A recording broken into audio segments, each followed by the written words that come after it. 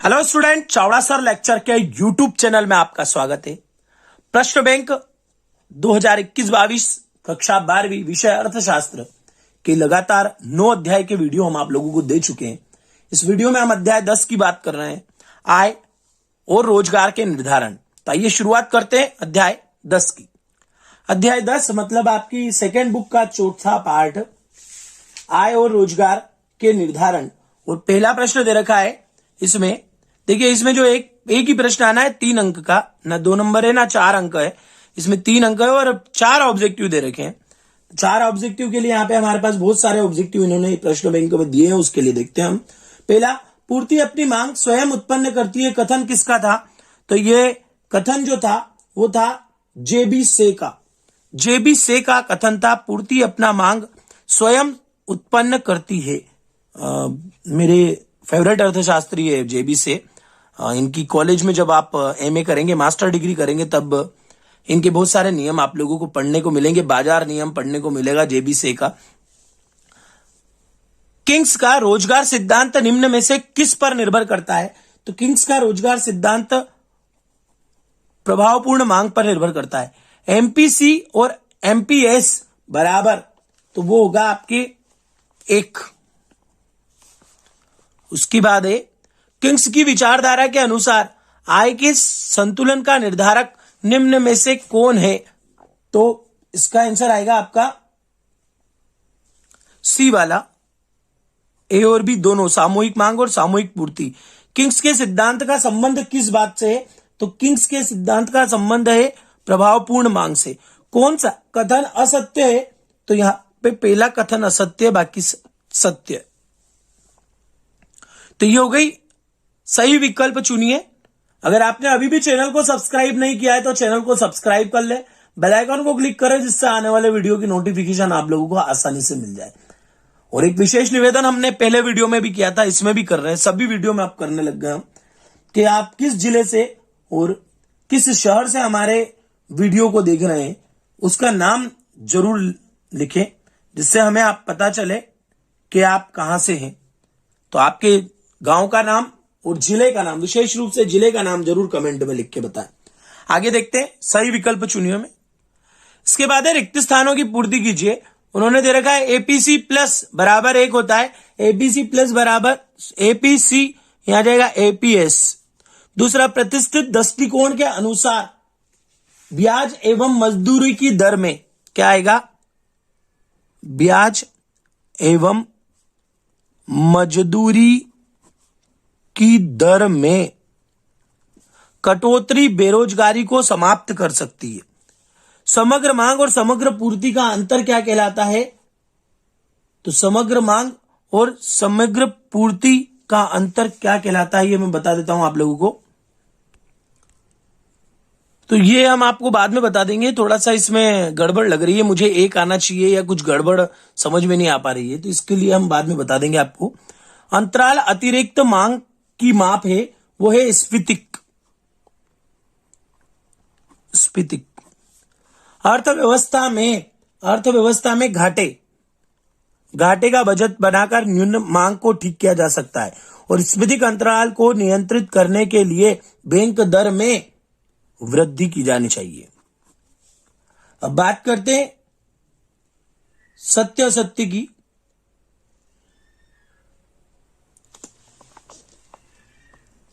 तो सत्य असत्य भी हम आपको यहां पे अवेलेबल नहीं करा पाएंगे, क्योंकि हमने देखे नहीं है इनके आंसर अभी, इसलिए सत्य असत्य में आप लोगों को डायरेक्ट बता नहीं पाऊंगा, एक बार में इसकी स्टडी करना पड़ेगी मुझे। मैं आपको सीधी जोड़ी बता रहा हूं अभी।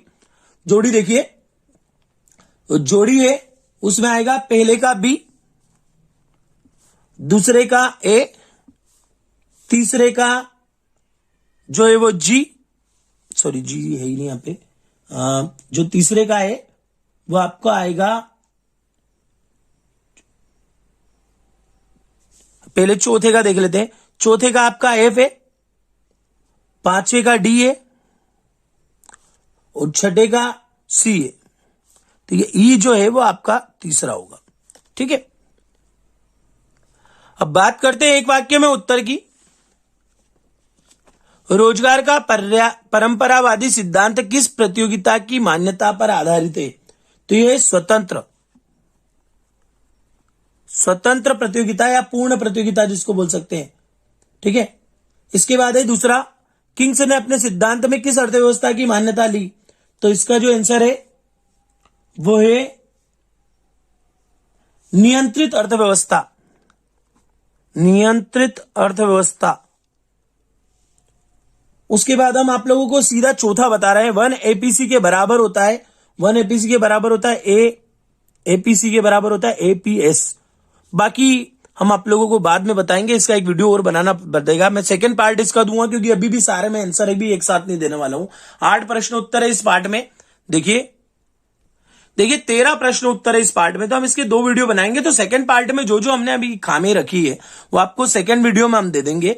अभी मैं आप लोगों को यहाँ पे 7 क्वेश्चन तक के वीडियो दे रहा हूं, 6 या 7 क्वेश्चन लिख तो हमने सारे लिए हैं, पर वो जो जोड़ी वगैरह बच गई है इसलिए 2 वीडियो बनाने पड़ेंगे, तो इसको लंबा नहीं कर रहे हम। तो पूर्ण रोजगार संतुलन और अपूर्ण रोजगार संतुलन में अंतर बताना है। तो ये पूर्ण रोजगार संतुलन, अपूर्ण रोजगार संतुलन में अंतर आपके सामने है। इस स्थिति में उपलब्ध संसाधनों का पूर्ण विदोहन होता है, इधर विदोहन नहीं होता है। यह अपूर्ण रोजगार स्तर के बाद की स्थिति है, यह पूर्ण रोजगार स्तर के पूर्ण होने की अवस्था है। इस अवस्था में कुल अवक्षेपित व्यय कुल उपलब्ध उत्पादन से अधिक होता है और उसमें क्या होता है, कम होता है। इसके बाद देखते हैं समग्र पूर्ति की समग्र पूर्ति। बहुत छोटे शब्दों में मैंने इसको आपको दिया है, आप और भी चाहे तो इसको बड़ा भी लिख सकते हैं। मैंने बहुत छोटी बात में 2 बार में समझा दिया कि कुल पूर्ति का आशय संपूर्ण अर्थव्यवस्था में उत्पन्न माल और सेवाओं के योग से होता है, जो व्यक्ति, फर्मों और अथवा सरकारों के द्वारा उत्पन्न की जाती है। या ये कह सकते हैं कि समग्र पूर्ति कीमत वस्तुओं की बिक्री से प्राप्त होने वाली वह कम से कम आवश्यक आय है जो उत्पादन तथा रोजगार के स्तर को बनाए रखने के लिए उत्पादक को प्राप्त होना जरूरी है। ये हो गया प्रश्न नंबर 2। प्रश्न नंबर 3 देखते हैं, रोजगार की परंपरावादी सिद्धांत की विशेषताएं। तो ये 3 विशेषताएं होती है, इनकी डिटेल भी बता रहा हूं मैं। पूर्ण रोजगार की स्थिति, अर्थव्यवस्था की स्थिति और अर्थव्यवस्था की प्रवृत्ति और क्रय शक्ति का सृजन। इसकी डिटेल भी बता देते हैं हम आपको कि पॉइंट वाइज डिटेल हो जाएगी। पूर्ण रोजगार की स्थिति, अर्थव्यवस्था की प्रवृत्ति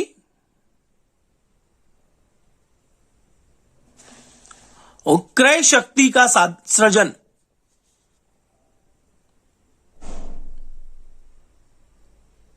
बात करते हैं आगे।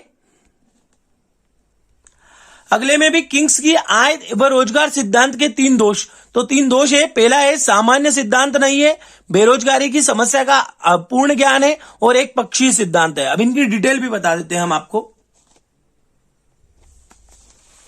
ये पहले 2 की डिटेल आपके सामने।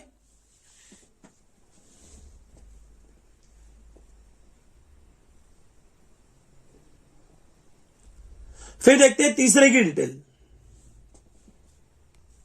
ये तीसरे पॉइंट की डिटेल आपके सामने। देखिए मेन मुद्दा पॉइंट के नामों का होता है। अगर आपको नाम याद है और थोड़ी बहुत भी डिटेल याद है तो 3 नंबर आसानी से मिल जाएंगे। अगला प्रश्न है उपभोग फलन की 3 मान्यताएं। तो उपभोग फलन की 3 मान्यताएं आपकी स्क्रीन के सामने लेके आ रहा हूं। निम्न है। पहली, उपभोग व्यय को प्रभावित करने वाले मनोवैज्ञानिक तथा संस्थागत तत्व जैसे व्यक्तियों की रुचि व उनकी आदतें, आय का विवरण और जनसंख्या आदि को कोई परिवर्तन नहीं होता है। और दूसरा और तीसरा पॉइंट, अर्थव्यवस्था में सामान्य परिस्थितियां विद्यमान रहती है, अर्थात मुद्रास्फीति, युद्ध आदि असामान्य परिस्थितियां उत्पन्न नहीं होती है। और तीसरा, पूंजीवादी विकसित अर्थव्यवस्था है जिनमें सरकारी हस्तक्षेप नहीं होता है। अगर आपने अभी भी हमारे चैनल को सब्सक्राइब नहीं किया है तो चैनल को सब्सक्राइब कर लें, बेल आइकन को क्लिक कर लें जिससे आने वाले वीडियो की नोटिफिकेशन आप लोगों को मिल जाए। अगला प्रश्न देखते हैं, प्रश्न नंबर 6। तो ये प्रश्न नंबर 6, बचत फलन। बचत क्या होती है यह तो आप भी जानते हो कि आय और उपभोग के अंतर को क्या कहते हैं, बचत। हम अपने पास इनकम कितनी है, खर्चा कितना हुआ, अगर उसमें से कुछ बच जाता है तो वो बचत कहलाती है। ठीक है, मेन यही है। बाकी तो आप बुक की लैंग्वेज में लिख सकते हो जो मैंने दिया है आपको। आय व उपभोग के अंतर को ही बचत फलन या बचत प्रवृत्ति कहा जाता है। बचत आय का वह भाग है जो वर्तमान उपयोग पर खर्च नहीं किया, उसको भविष्य के लिए बचा के रखा है। और प्रश्न नंबर 7वां है, पूंजी की सीमांत क्षमता को स्पष्ट कीजिए। किसी विशिष्ट पूंजीगत वस्तु की एक अतिरिक्त इकाई से प्राप्त होने वाली प्रत्याशित आय तथा इस अतिरिक्त इकाई की लागत के बीच संबंध को पूंजी की सीमांत कुशलता या क्षमता कहते हैं। पूंजी की सीमांत कुशलता का प्रयोग विनियोग का स्तर निर्धारित करने के लिए किया जाता है।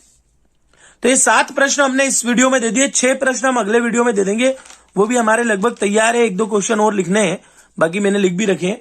तो आप लोगों को बचे हुए क्वेश्चन अगले वीडियो में मैं आप लोगों को दे दूंगा। तब तक के लिए इंतजार कीजिए और चैनल को सब्सक्राइब नहीं किया है तो चैनल को सब्सक्राइब कीजिए। धन्यवाद।